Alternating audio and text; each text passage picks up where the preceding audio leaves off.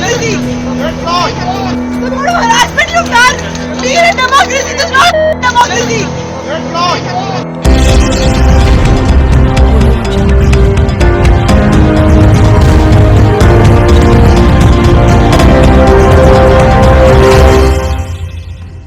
नमस्कार दोस्तों, भाइयों एवं बहनों, हमारे देश को आज़ाद हुए 78 साल हो गए, लेकिन हमारी सोच और हमारे लोग आज तक आज़ाद नहीं हो पाए। जो देश दुनिया का सबसे बड़ा लोकतंत्र कहा जाता है, आज उसी देश में लोकतंत्र की मजाक उड़ाई जा रही है, लोकतंत्र की धज्जियां उड़ाई जा रही है। जिस देश में दुनिया की सबसे बड़ी पुलिस बल तैनात हो, उसी देश में उसी पुलिस बल को अपनी उंगलियों पर नचाया जा रहा है। ये हमारे देश के लिए कितना शर्मनाक बात है। आप सोच रहे होंगे कि आज हम कैसी बातें कर रहे हैं, लेकिन आज जो बात कर रहे हैं वो बिल्कुल सही और सटीक मुद्दों पर कर रहे हैं, क्योंकि हमारे बहन और बेटियों को आज जिस तरीके से देखा जा रहा है, उन्हें जज किया जा रहा है, वो बात उनकी है। आज बात हमारे कॉन्स्टिट्यूशन की है, आज बात हमारे देश की बेटी और बहनों की डेमोक्रेसी को लेकर है, क्योंकि ये बात एक हिंदू और मुसलमान को धर्म के नाम पर बांटने को लेकर है।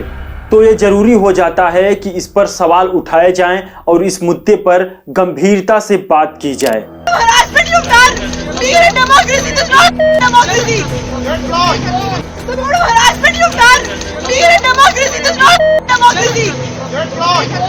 बाईस साल की शर्मिष्ठा पनोली ने जो कुछ भी कहा वो गलत है, लेकिन आज शर्मिष्ठा के साथ जो कुछ भी हो रहा है, क्या वो सही है?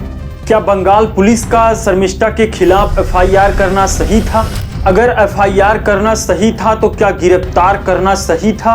और जिस बंगाल पुलिस को कोर्ट से फटकार तक लग चुकी हो अपने घरेलू विवादों को निपटाने के चक्कर में, वो बंगाल पुलिस को इतना भी क्या जल्दी थी कि वो बंगाल से हरियाणा पहुंच जाती है और शर्मिष्ठा को गिरफ्तार कर लेती है?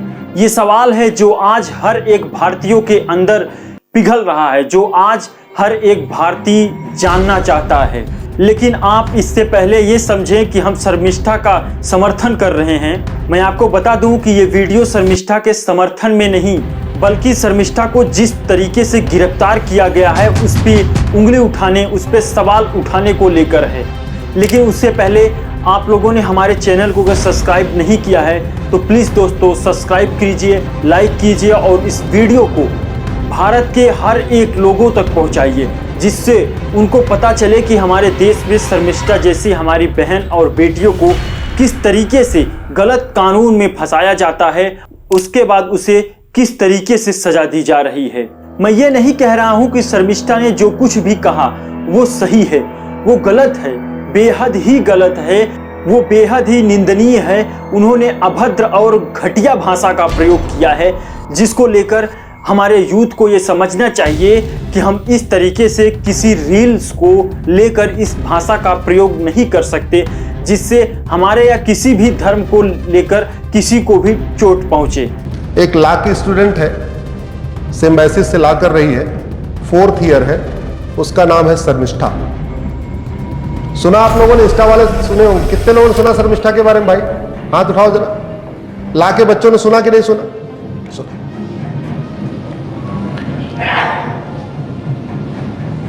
उसने पूरे 5-6 मिनट की बात में 30 सेकंड ऐसा था जो उसको नहीं बोलना चाहिए था। मैं मानता हूं 30 सेकंड जो उसने बोला वो नहीं बोलना चाहिए था, लेकिन जो 30 सेकंड उसने बोला उसको जस्टिफाई नहीं किया। उसने अपना ट्वीट डिलीट किया, इंस्टाग्राम को हाइड किया, अपने पूरी पोस्ट को हाइड किया और उसके बाद पब्लिक उसने अपोलॉजी दिया कि हां हमसे गलती हो गई। इसके बावजूद पुलिस आती है, कलकत्ता से गुड़गांव जाती है, उसको पकड़ के ले जाके वहां मजिस्ट्रेट से परमिशन मांगती है, मजिस्ट्रेट परमिशन दे देते हैं, कलकत्ता ले जाती है, कलकत्ता के मजिस्ट्रेट से फिर परमिशन मांगती है और कलकत्ता की पुलिस जज साहब 14 दिन के लिए उसको जेल भेज देते हैं। और शर्मिष्ठा जैसी यंगस्ट को अब ये समझना होगा कि आपका एक छोटा सा ट्वीट, आपका एक छोटा सा शब्द जो 30 सेकंड या 10 सेकंड का भी हो सकता है, वो आपके जीवन को किस तरीके से अंधकार में डाल सकता है, वो अब जीता जाता एक सबूत है शर्मिष्ठा का ये केस जो आज शर्मिष्ठा के साथ हो रहा है। आइए जानते हैं कि आखिर शर्मिष्ठा है कौन और वो क्या करती है, और ये 22 साल की लड़की इतना ज़्यादा पॉपुलर और ये सवाल कैसे उठा सकती है। आपको बता दें कि शर्मिष्ठा एक लॉ स्टूडेंट है जिसकी उम्र 22 साल है। वो कोलकाता से बिलोंग करती है, लेकिन पुणे में वो लॉ कॉलेज में अभी अपनी 4th ईयर की सेमेस्टर की तैयारी कर रही है। जो एक सोशल मीडिया इन्फ्लुएंसर भी है, जो पहलगाम हमले के बाद आक्रोश में आकर आतंकियों पर बोलते बोलते वो पैगंबर और किसी एक धर्म तक पहुंच गई, जिसके बाद से मानो ये वीडियो वायरल होते ही पूरा गेम ही पलट गया और उस लड़की के जिंदगी में ऐसा तूफान आया कि वो लड़की उसे सह नहीं पाई और ऐसा लग रहा था कि अब उसे मार दिया जाएगा, उसे मौत के घाट उतार दिया जाएगा, उसके साथ बलात्कार कर दिया जाएगा और न जाने क्या क्या धमकियां उसको मिलने लगी, जो बेहद ही डरावनी थी। हालांकि बाद में उन्होंने इस वीडियो को डिलीट कर दिया और बिना किसी शर्त के लोगों से माफी भी मांग चुकी थी। लेकिन बंगाल सरकार की इतना जोरदार एक्शन देखकर पूरा देश हैरान रह गया कि जो बंगाल पुलिस मुर्शिदाबाद से लेकर मालदा उत्तर 24 परगना के दंगों को नहीं रोक पाई, हाई कोर्ट से फटकार तक खानी पड़ी, वो पुलिस जो अपने घर को नहीं संभाल पाई, वो पुलिस एक 22 साल की माफी मांग चुकी लड़की को गिरफ्तार करने बंगाल से गुड़गांव 1500 किलोमीटर आ जाती है। तो यहाँ सवाल ये उठता है कि आखिर बंगाल पुलिस एक 22 साल की लड़की को गिरफ्तार करने के लिए इतना ज्यादा तत्पर क्यों है? क्या इसलिए कि कानून की मर्यादा बनाकर रखनी थी, या वहां का बड़ा वोट बैंक बनाकर रखना था कि अगर इस लड़की को गिरफ्तार कर लिया जाता है तो एक मैसेज जाएगा कि हम तुम्हारे हैं सनम, और उसके बाद एक बड़ा वोट बैंक अपने पक्ष में कर लिया जाएगा। जब एक लड़की नादानी करती है, वो माफी भी मांगती है, लेकिन फिर भी उसे गिरफ्तार कर लिया जाता है और फिर हमारे और आपके भावनाएं आहत होने लगती है। लेकिन जब उसी राज्य सरकार के सांसद जिन्होंने हिंदू धर्म को लेकर कई टिप्पणियां की, भगवान शिव का मजाक उड़ाया जाता है, शिवलिंग का मजाक उड़ाया जाता है, तब धर्म को लेकर भावनाएं आहत नहीं होती और कोई गिरफ्तारी नहीं होती। महुआ मित्र के खिलाफ था। माता काली के ऊपर कितना घटिया टिप्पणी किया, कोई एक्शन हुआ? उनके एमपी सायनी घोष महादेव को लेकर क्या पोस्ट किया, कोई एक्शन हुआ? फिराद हकीम के खिलाफ इतना एफआईआर हुआ, कोई एक्शन हुआ? एक्शन जो सनातनी है उनका ऊपर होता है, और यहाँ सनातनी का गाली देना लाइसेंस है। लड़की को गुड़गांव से अरेस्ट किया गया है। देखिए, उनका टिप्पणी का साथ मैं कोई मंतव्य नहीं करूंगा, लेकिन ये लोग जो कर रहा है अपीजमेंट पॉलिटिक्स कर रहा है। एक खास समुदाय जिनका उनका वोट बैंक है, उनको तुष्टीकरण करने के लिए कर रहा है। ये हमारे देश का कैसा कानून है जिसे एक आंख से दिखाई नहीं देता और एक आंख से दिखाई देता है और गिरफ्तारी भी होती है? ये कैसा कानून है जो धर्म और सियासत का चेहरा देखकर बंट रहा है? यहाँ सवाल शर्मिष्ठा के समर्थन और विरोध का नहीं है, यहाँ सवाल है एक देश में दो कानून की। जो एक तरफ अपनी आंखें बंद कर लेती है, वहीं दूसरी तरफ 1500 किलोमीटर दूर झटपट से गिरफ्तारी हो जाती है। पहलगाम हमले के बाद ये कोई पहला मामला नहीं है। वहीं जहां एक प्रोफेसर को झटपट से गिरफ्तार कर लिया जाता है, वहीं दूसरी तरफ मध्य प्रदेश के मंत्री विजय शाह को आज तक गिरफ्तार नहीं किया गया है। यानी कि एक गुनाह की एक को सजा और एक को माफी, ये कैसा कानून है हमारे देश की? शर्मिष्ठा ये चीख चीख कर कह रही थी कि मैं माफी मांगती हूँ बिना कोई शर्त के। मेरी ये टिप्पणी कट्टरपंथी आतंकियों को लेकर थी जिन्होंने पहलगाम में हमारे माँ और बहन की सिंदूर को उजाड़ा था, उनको लेकर थी, किसी धर्म को ठेस पहुंचाने को लेकर नहीं थी। वो ये चीख चीख कर कहती रही, लेकिन पुलिस उसकी एक भी नहीं सुनी। शर्मिष्ठा का ये घटना बताती है कि यहाँ पर कानूनी प्रक्रिया कम है और सत्ता का प्रदर्शन ज्यादा। कुछ लोग कट्टरपंथी और कुछ लोग हिंदू शेरनी कहकर के इस 22 साल की शर्मिष्ठा को, इसकी जिंदगी को पूरी तरीके से बर्बाद कर दिया है, जो कि माफी मांगने के बाद भी जेल में डाल दिया गया, वो भी सिस्टम का दुरुपयोग करके, यानी कि कानून की धज्जियां उड़ा के। शर्मिष्ठा की गिरफ्तारी ये बताती है कि अब आपको अपने देश में बोलने की सजा मिलेगी।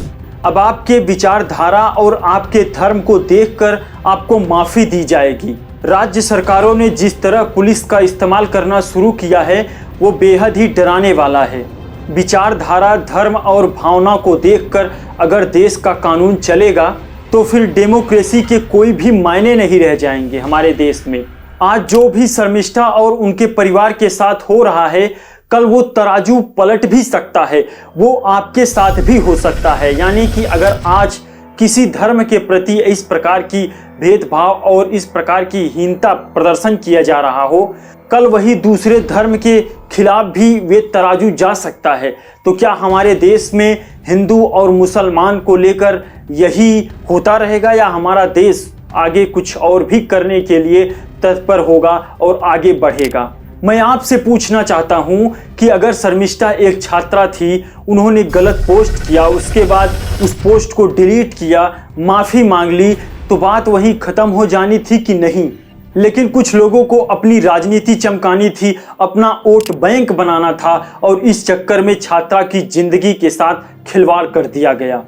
यहाँ पर कहीं ना कहीं हमारे निचली अदालतों पर भी सवाल खड़े होते हैं। सुप्रीम कोर्ट ने हमेशा ये कहा है कि बेल सर्वप्रथम होते हैं हमेशा किसी भी केस को लेकर, गिरफ्तारी उसका सबसे लास्ट ऑप्शन होता है। लेकिन यहाँ की अदालतें, चाहे वो हरियाणा की अदालतें हों, चाहे वो बंगाल की अदालतें हों, उस लड़की को डायरेक्ट गिरफ्तारी का आदेश देती है और उसके बाद उसे 14 दिन के लिए जेल हिरासत के रिमांड पर भेज दिया जाता है। तो एक तरह से देखा जाए तो ये निचली अदालतें सुप्रीम कोर्ट के आदेश को नहीं मान रही है, उनकी इस आदेश की अवहेलना कर रही है, और इसको लेकर हमारे देश में हर एक जज को किसी न किसी तरीके का पनिशमेंट दिया जाना चाहिए। शर्मिष्ठा को उसके 8 या 10 मिनट के वीडियो क्लिप में 30 सेकेंड का ये अभद्र जो टिप्पणियां है, वो क्लिप है, उसको लेकर माफ़ी मांगने के बावजूद भी शर्मिष्ठा को इतनी बड़ी सजा क्यों दी जा रही है, ये कहीं ना कहीं एक सवाल पैदा कर रहा है। अब तो यह माना जा रहा है कि शर्मिष्ठा की तबीयत जेल में खराब हो चुकी है। खुदा ना खास्ता अगर बंगाल पुलिस के अंडर में शर्मिष्ठा को कुछ हो जाता है तो बंगाल पुलिस इसकी जिम्मेदारी लेगी? क्या वो जवाब दे पाएगी कि शर्मिष्ठा के साथ क्या हो रहा है और क्यों हो रहा है?